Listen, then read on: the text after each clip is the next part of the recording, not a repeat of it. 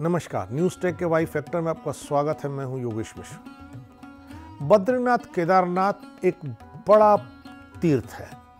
हमारे चारों धाम में से एक धाम कहा जाता है। बद्रीनाथ केदारनाथ से 12 ज्योतिर्लिंगों का भी रिश्ता जुड़ता है।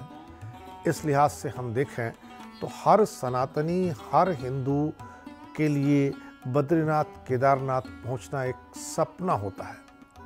ऐसे में जानना जरूरी हो जाता है कि यह सपना अगर हकीकत में तब्दील होता है तो आखिर वहां जाकर के बद्रीनाथ केदारनाथ मंदिरों के अलावा और क्या क्या हम देख सकते हैं, वहां क्या क्या रमणीय और रोचक है। केदारनाथ मंदिर के नजदीक स्थित भगवान शिव के मुख्य गण भगवान भैरव का खूबसूरत मंदिर है। एक पहाड़ी पर स्थित यह केदारनाथ में घूमने के लिए सबसे अच्छे मंदिरों में से एक है। इस मंदिर के देवता को केदारनाथ मंदिर का रक्षक कहा जाता है।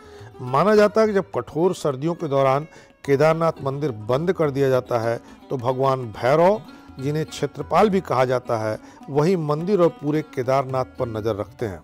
वासुकी ताल केदारनाथ में देखने वाली जगहों में से सबसे सुंदर है। केदारनाथ की पहाड़ियों के ऊपर 4135 मीटर पर यह खूबसूरत झील है। यहाँ से आप कई चोटियों का शानदार और बहुत नजदीक से नज़ारा देख सकते हैं।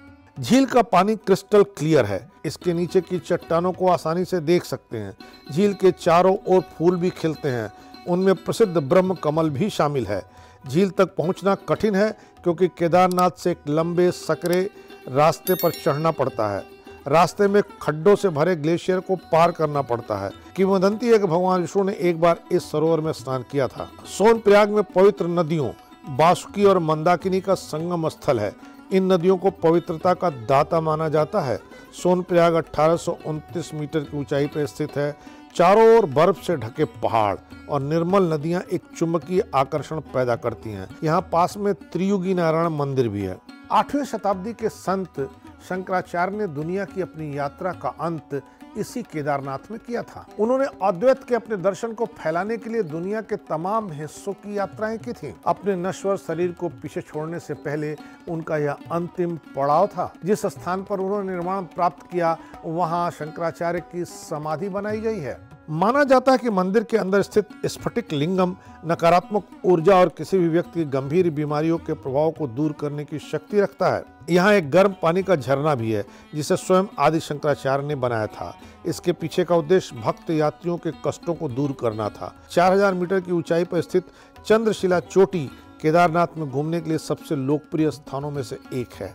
ऐसा माना जाता है कि यहाँ पर भगवान राम ने रावण का वध करने के बाद भगवान शिव से प्रार्थना की थी। राम ने इस पवित्र भूमि में ध्यान लगाकर अपने पापों की सफाई की मांग की थी। यहाँ पर चंद्रदेव या चंद्रदेव द्वारा अपने पापों के लिए वर्षों तक तपस्या करने की कथा भी है। चंद्रशिला एक अत्यंत लोकप्रिय ट्रैकिंग स्थल भी है। चंद्रशिला से हिमालय श्रृंखला और नंदा देवी, त्रिशूल, केदार चोटी और चौखंबा चोटियां जैसी चोटियों का शानदार 360 डिग्री दृश्य मिलता है।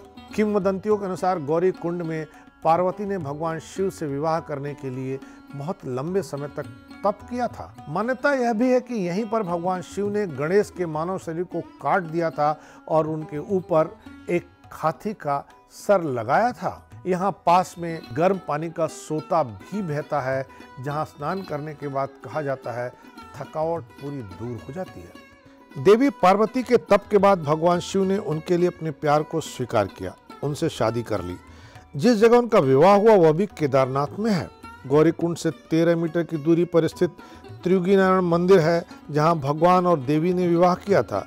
इसे ब्रह्मशिला कहा जाता है जो मंदिर के ठीक सामने है। मंदिर के सामने का स्थल पर आग जलती रहती है। माना जाता है कि आग भगवान शिव के विवाह के समय से ही जल रही है। इस आग ने मंदिर को एक और नाम अखंड धुनी मंदिर दिया है।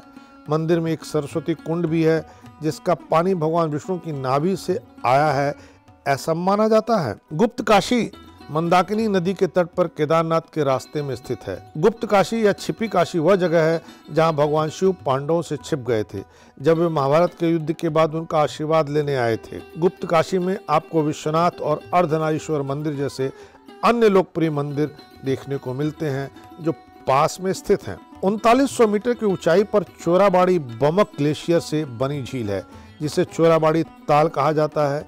यह झील केदारनाथ चोटी की तलहटी में है। चोराबाड़ी ताल को गांधी सरोवर के नाम से भी जाना जाता है, क्योंकि यहाँ महात्मा गांधी की कुछ अस्थियों को विसर्जित किया गया था। यह भी माना जाता है कि यहाँ भगवान शिव ने सप्तऋषि को योग का ज्ञान दिया था। चोराबाड़ी ताल के रास्ते में आपको मधुगंगा के नाम से एक झरने का मंत्र मुग्ध कर देने वाला दृश्य दिखाई देगा, जिसकी पृष्ठभूमि में रहस्यमयी पहाड़ है। 3680 फीट ऊंचे तुंगनाथ मंदिर को पंच केदार मंदिरों में से एक माना जाता है। दुनिया में सबसे ऊंचा शिव मंदिर होने के लिए प्रसिद्ध यह मंदिर चोपता से 3 किलोमीटर दूर स्थित है। यह केदारनाथ के प्रसिद्ध और दर्शनीय स्थलों में से एक है। माना जाता है कि यह 1000 साल पुराना है। मंदिर की वास्तुकला नागर शैली की है। गर्भगृह में एक साथ केवल 10 लोग ही प्रवेश कर सकते हैं। माना जाता है कि इस मंदिर की खोज आदि शंकराचार्य ने की थी। पौराणिक कथाओं के अनुसार इस मंदिर का निर्माण पांडवों ने भगवान शिव से क्षमा और आशीर्वाद लेने के लिए किया था। ऐसा माना जाता है कि भगवान शिव ने उस समय बैल के वेश बनाए और जहां जहां बैल के पैर हैं वहां वहां मंदिरों का बाद में निर्माण हुआ। चमोली जिले में 2286 मीटर की ऊंचाई पर स्थित रुद्रनाथ मंदिर भगवान शिव को समर्पित है।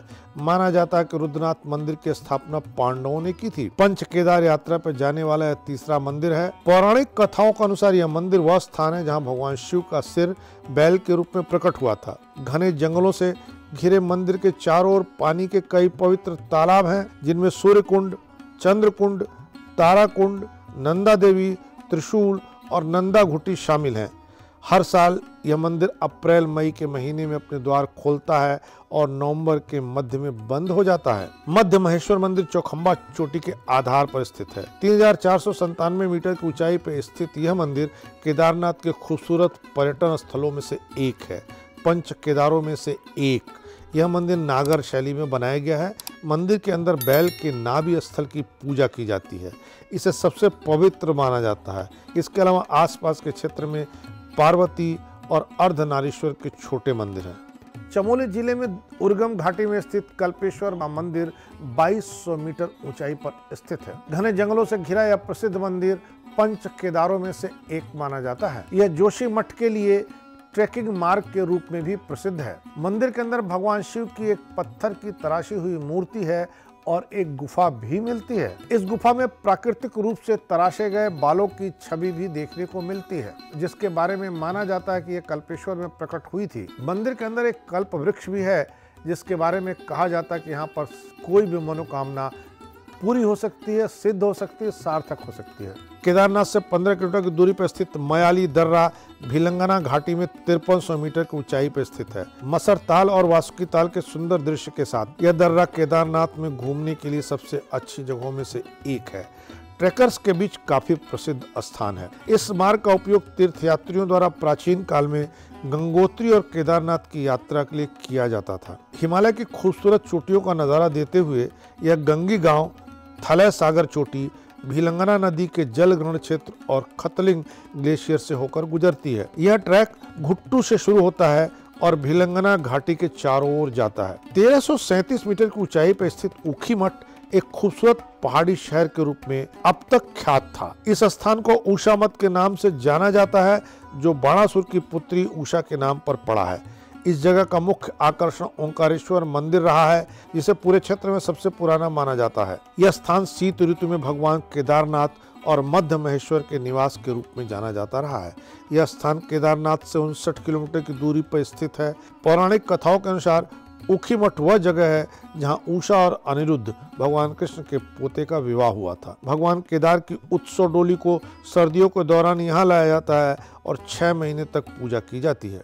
रुद्रप्रयाग के मंदाकिनी नदी के तट पर एक धार्मिक शहर स्थित है, जिसका नाम है अगस्त्य मुनि। यह शहर समुद्र तल से 1000 मीटर की ऊंचाई पर बसा हुआ है। चूंकि अगस्त्य ऋषि ने इस स्थान पर वर्षों तक ध्यान किया था, इसलिए इस स्थान का नाम उन्हीं के नाम पर रख दिया गया है। यहाँ पर बने मंदिर में हिंदू देवी देवताओं की बहुत जटिल नक्काशीदार मूर्तियां देखने को मिलती हैं। इसी के साथ एक शिव मंदिर है, जिसका नाम अगस्ताश्वर महादेव रखा गया है। 2438 मीटर की ऊंचाई पर स्थित देवउरिया ताल तक पहुंचने के लिए सारी गांव से ऊखी मठ चोपता रोड तक 3 किलोमीटर की चढ़ाई करनी पड़ती है। यह केदारनाथ और बद्रीनाथ जाने वाले लोगों के लिए पर्यटन का बड़ा आकर्षण है। यहाँ से चुप्ता, तुंगनाथ और चंद्रशिला की सुंदरता को देखा जा सकता है। झील चारों तरफ से चौखंबा, नीलकंठ और बदरपंच जैसे पहाड़ों से घिरी हुई है।